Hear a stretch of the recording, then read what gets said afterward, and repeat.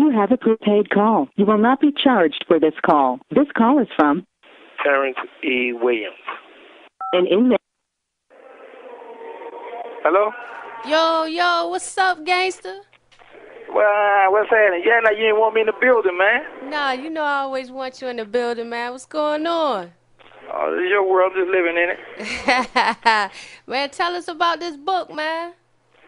Oh, it's just based on my life story, how I come up in the hood, how I made a lot of decisions that now I'm paying for, that I wish that the youngsters that's listening to these rappers out here now don't take that path, and just showing, you know, the griminess of New Orleans, and at the same time, how a lot of people say they gangsters, but they got feelings too. It sounds like you talking about a particular person, though.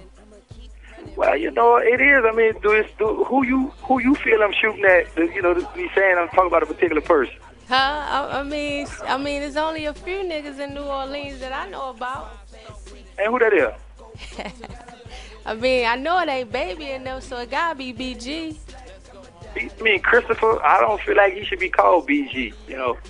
Him and the cat Elton that's running around the city slandering my name, and I made him. I don't know why you think I'll play him. Elton's the one they call him Hot Beaver.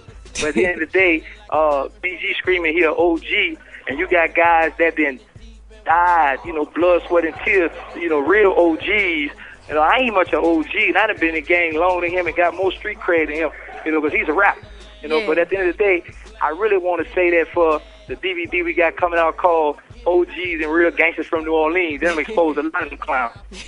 So what's BG real name? Christopher. I don't call him BG. You can't, you know, you have to earn something like that, you know. Yeah. A lot of those youngsters, a lot of those rappers, I'm gonna say 1% of them that talk that gangster talk really live that. Because if you think about it, if they, all that drugs and all the killing they talk about in these songs, they really live that, they'd be in the feds with me, or in the state, on death row somewhere. Yeah. All the killing and drugs they talk about. Yeah. You know? So that's basically what BG doing. Yeah, you know, what really he rap about my life, guys from downtown he ran. He really, you know, he rap about a lot of guys that he done been around life, you know. So, you know, at the end of the day, you know, I be like, you know, you choose sides. You run with this dude, you look up to this dude, and once you hear one thing, you don't have no proof on it, you take that and run with it, and you know, it's like you condoning certain things that you don't know was true, and that could get you hurt. Yeah. Yeah, you know? So, yeah, I mean, tell people, though, because you the original hot boy, right? Of course. Me, Sterling, doing it, Mosquito, they dead now. And we started that. So y'all basically gave Baby and them the name. Right, we let them, you know, that's when he had Christopher, Juvie, Lil Wayne, and Turk, and he was like, man, come up with a, you know, help me come up with a name for my group. So I was like, you know, we brainstormed, I was like, man, name the Hot Boy. He was like, what's the concept? I was like, you know, they busting their heads, they dressing nice, they wearing jewelry, they coming through in the fly cars, you know, they hot, the police looking for them, the girls looking for them, dudes looking to kill them. Yeah. So he took that and ran with it, and I never thought in a million years it would have blew up as big as it did. So you basically gave them the thing about bling bling. No, I can't just take that credit because, you know, down there is so many guys. Here's what I love about New Orleans. You can't just point out one person and say, okay, he's the most feared person in the city, because there's killers all over the city. You know, there's guys all over the city that's been rocking jewelry, been doing their thing way before my time. You know, so Wayne actually came up with it on BG, on Christopher, pardon me, on Christopher album. So what's your relationship like with you and Baby? Oh, it's 100. I mean, Stunner and Slim been there for me since day one, since I've been incarcerated. They've been the only ones that's really been holding me down besides my mother and my grandfather. And my children, they come through from time to time for me, but Stunner been holding, I'm talking about 1,000 with me. He been holding it down for me. Yeah, so you probably eating better in there than I am out here. I mean, well, you know, the fan feed is 3 times a day anyway, but at the same time, you know, Birdman say he flying any weather, so it is what it is, you know. I'm blessed, you know. Yeah. I can't complain. How you feel about the snitching that's going on out here, though? You know, at the end of the day, a lot of guys want to play the game, but when the people come at that time, they want to point the finger at this one and that one, and that's not cool, because you want to bleed the block, you want to run the streets, you want to have your chest out, And then when the alphabet boys grab you, now you want to tell everybody and their grandma, that ain't cool. Then you got to keep in mind that you bringing your family in harm's way. There's a lot of guys that talk but can't walk the walk. So my advice to them is to leave the game alone and fall back. Go get your job at McDonald's. It's cool. A lot of guys in prison flip hamburgers on Wednesday, hamburgers and fries. Every morning we got trash calls, so it's cool to go swear up, man, because you got your freedom at the end of the day. Yeah. So you know any snitches you want to put out here?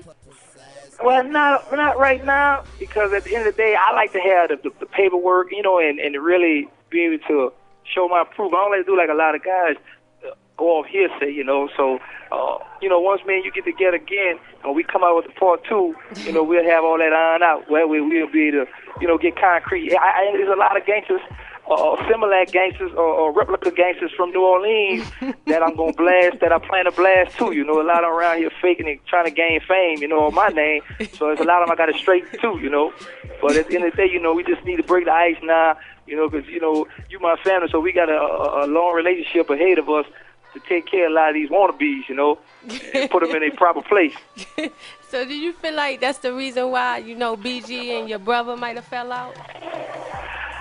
Honestly, Christopher was young when he got with them people, and at the same time, he didn't really, it's like, I really look at him like a seasoned gangster. Anybody hot at the time, that's who he run with. So I can't really, say what their problem was, because they'll say one thing, they keep it, one thing I do like what they did, they covered up their situation. So I do like that. So but at the end of the day, so you basically saying they did a good job? Is you just saying BG, or you saying like Juvenile too?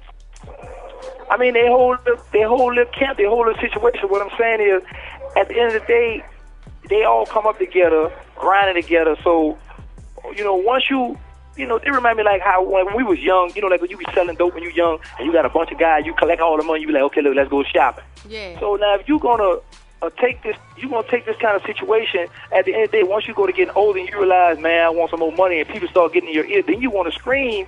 I mean, that's on you from the start. But at the end of the day, a lot of them was young, so they went to court, which Stunner got a problem. Stunner like they put the people on it.